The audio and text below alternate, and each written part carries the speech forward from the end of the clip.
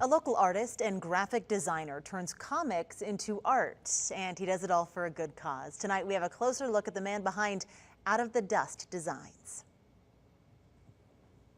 I'm Christopher Johnson with Out of the Dust Designs. Lots of Cowboy Bebop, classic, some old 90s Superman. This is actually the leftovers of the Wolverine. We definitely hit up the used bookstores a lot. Grassroots in particular does really good to get us a good handful of quarter comics, you know, that the cover's a little beaten up, you know, there's some pages ripped out. This would be considered a collector's item for some people, but you know, it's beaten to heck.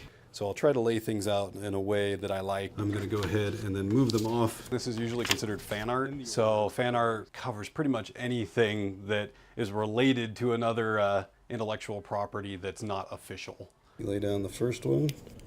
You start rolling from the middle out. It's been a long trek for the geek to become more mainstream. Originally, they were kind of, you know, ostracized for being a geek.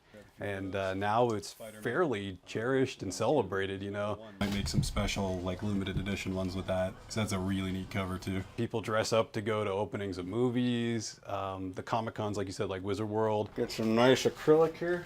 It's been a hard struggle, honestly, to get it out there. Really, that's the biggest challenge. You could be an amazing artist, but if you can't reach people with your art, it doesn't do you any good.